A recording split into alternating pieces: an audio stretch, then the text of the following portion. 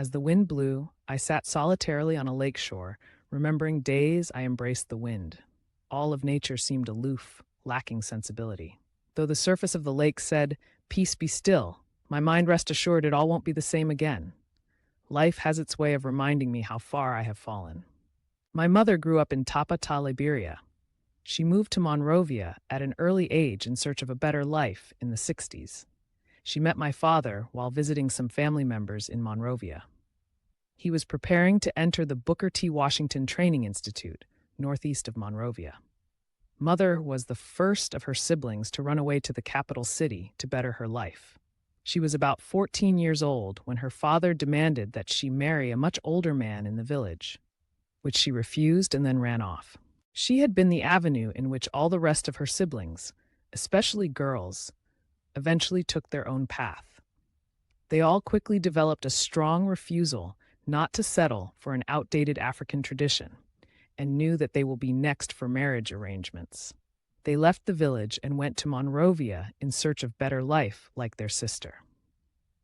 That drive ultimately brought my Auntie Phyllis from the village to the United States in 1979. The year I was born, the year trouble began for Liberia.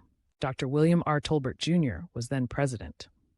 President Doe, a master sergeant in the Army, took over the government, along with a couple of his Army buddies, including Sergeant Thomas Kwewankpa, Fala Varney, and others.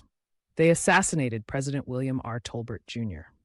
Because Samuel K. Doe was the highest-ranking officer on the shift, his colleagues declared him president, and Kwewankpa became the commanding general. Thomas Kwewankpa, according to what unfolded after the failed coup, didn't like the way the appointed head of state Doe was governing. Therefore, he tried to overthrow the newly installed government.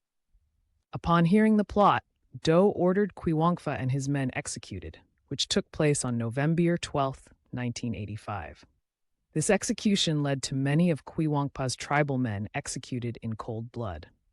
It was very chaotic due to increased tension in the country due to tribal division between the Krans, the president's tribe, and those of Nimba County, where the general hailed from. Professional women from General Kwewankpa's region were left without steady income because they were removed from their job due to tribal affiliation. This situation resulted in the deadliest civil war in the country that took the lives of many and sent many citizens all over the world in exile. Within the cloud of memories I have of my younger days at 5, my mother was my best friend. Though the country was always on a brink of war, our tribal people the target of the Doe government, I went with her to most functions and public places. In Bonga, we were privileged to have most of the public gatherings at a walking distance. Instead of driving sometimes, we walked to the marketplace, church, schools, and other public gatherings together. I remembered a yellow-green house and a fence, with evergreen trees planted around this colorful house and the glowing light upon the evergreen trees, multicolors singing songs of jingle bells, bringing in the holiday spirit. My earliest positive memory of my family was from 1985 to 1988. My parents had homes in Bonga and Monrovia. The Monrovia house was a place of escape from the yearly tour of schooling. I especially enjoyed it because my oldest sister, Kozalo Glay, lived there while she went to college. I loved my city friends with whom I enjoyed playing hide-and-seek. The Yopia farmhouse was a place of rest, to relax, trailing the hills, fishing with my dad, and picking ripe mangoes of different kinds, and enjoying Grandma's company every Saturday. Yopia was about an hour away from Bonga due to bad roads, and Monrovia was about 3 hours from Bonga, a place which I called home. It was where all the celebrations took place. Those early memories of Christmas, my brothers and I hiding in our parents' closets, climbing the tallest shelves, secretly finding our Christmas present before it was placed under the Christmas tree.